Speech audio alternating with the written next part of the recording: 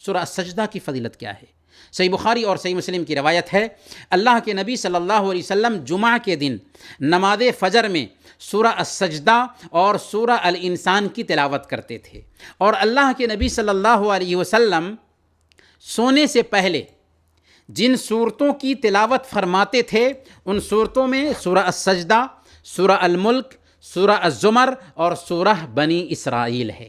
یہ صورتیں سونے سے پہلے اللہ کے نبی صلی اللہ علیہ وسلم تلاوت کرتے تھے۔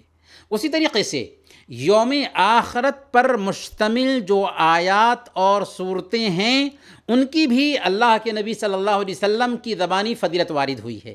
جیسے اللہ کے نبی صلی اللہ علیہ وسلم نے بیان فرمایا، شیبتنی ہود و اخواتہا قبل المشیب، مجھے ہود اور اس کی بہنوں نے بڑھاپے سے پہلے بوڑھا کر دیا۔ یعنی جن صورتوں میں قیامت اور اس کی ہولناکی کا ذکر ہے، ان صورتوں کی تلاوت نے مجھے وقت سے پہلے بوڑھا کر دیا۔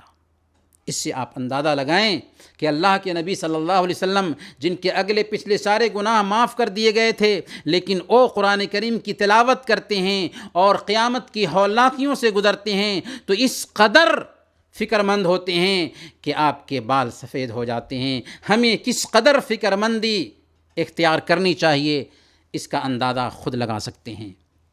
اب